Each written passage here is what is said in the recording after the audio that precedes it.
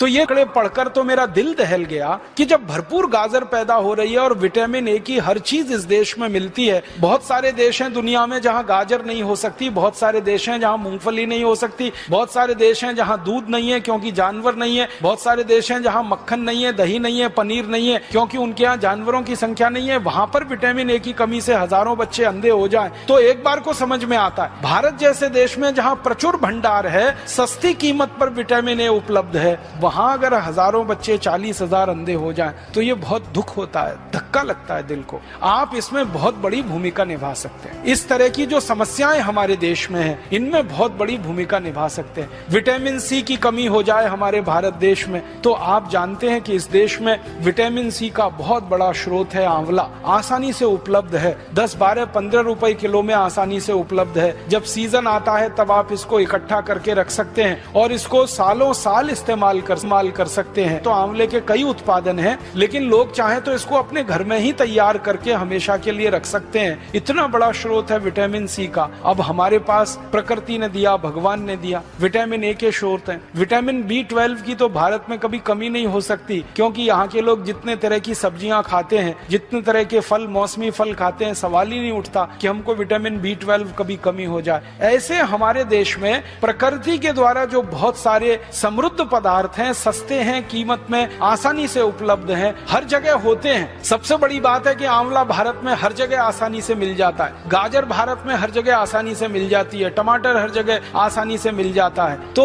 क्यों नहीं हम इनका हमारे मरीजों में, हमारे देश के साधारण नागरिकों में प्रचलन बढ़ाएं और इस प्रचलन को हमारे देश में जितना ज्यादा आप बढ़ा देंगे, हमारे मरीजों की फालतू दवाओं पर निर्भरता उतनी कम हो जाएगी। कैल्शियम की कमी के आपके पास जितने सारे मरीज आते हैं और आप उनको कैल्शियम के बहुत सारे स्रोत बताते हैं और आप भारत में बहुत सारी सस्ती चीजों से कैल्शियम को उपलब्ध करा सकते हैं। सबसे आसानी से कैल्शियम हमारे यहाँ उपलब्ध है चूने के पत्थर के रूप में, और चूने का पत्थर एक 50 पैसे का बाजार से खरीदो, पानी में डाल के उसको रखो तो इतना चूना बन जाता है कि साल, 2 साल, 5 साल, 10 साल हम बहुत आसानी से अपने कैल्शियम की पूरे परिवार की जरूरत कम कर सकते हैं। आप भारत के लोगों को एक छोटी सी बात कहिए, विनम्रता से मैं आपसे कहना चाहता हूँ, कुछ लोगों से कहिए कि कैल्शियम की कमी पूरी करनी है तो सेंडोज की गोलियां ले आते हैं। कैल्शियम सेंडोज की सैकड़ों रुपए की गोलियां आती हैं। बेचारा गरीब आदमी तो सोच के ही परेशान हो जाता है, फिर उसका खर्चा बहुत बढ़ जाता है। माताओं को अक्सर गर्भावस्था के समय में कैल्शियम की गोलियां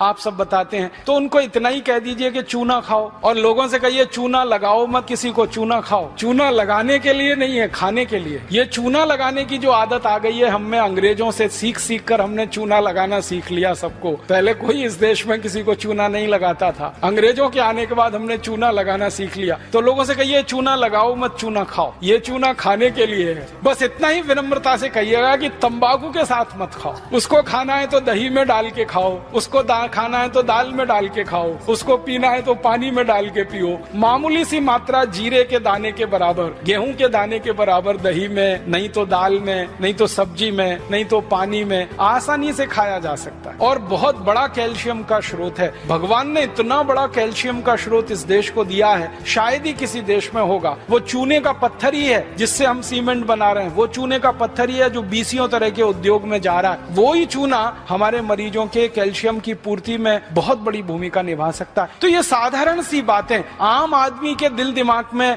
बहुत जल्दी बैठ जाती हैं, लेकिन आप कहेंगे तो ज्यादा अच्छे से। कोई दूसरा कहेगा ना तो कुतर्क करेगा, तुम क्या डॉक्टर हो, तुमको क्या मालूम है। लेकिन जब कोई डॉक्टर उसको कह रहा है तो बहुत गहराई से, एक तो परंपरा से आई हुई है बात, चूना उसके दादाजी खाते थे, दादाजी के दादाजी खाते थे, वो भी खाते थे, देखा है उसने, फिर आपने और जोड़ दिया उसमें कि ये कैल्शियम का सबसे बड़ा भंडार है, तो बात तो पक्की बैठ जाएगी उसके मन में। फिर वो अपनी जीवन शैली को इस तरह से बना लेगा कि सेंडोज की गोलियां खा खाकर करोड़ों रुपए एक विदेशी कंपनी को देना, क्योंकि आप जानते हैं सेंडोज जो है विदेशी कंपनी है, उसके करोड़ों रुपए का धंधा सिर्फ ये गोलियों का ही है। और ये धंधा हम भारतवासियों के अनजाने में, गैर जानकारी में हो रहा है। अगर ये जानकारी बढ़ जाए भारतवासियों की तो बहुत बड़ा काम आप सब मिलकर कर पाएंगे। तो मेरा एक ही विनम्र आपसे कहने का प्रयास है वो ये कि आप थोड़ा एजुकेशन, किसी भी पेशेंट को थोड़ी एजुकेशन दीजिए, थोड़ी शिक्षा दीजिए, सामान्य ज्ञान उसको बताते जाइए ताकि वो गंभीर बीमारियों से बचता रहे, अपने परिवार को भी बचाता रहे।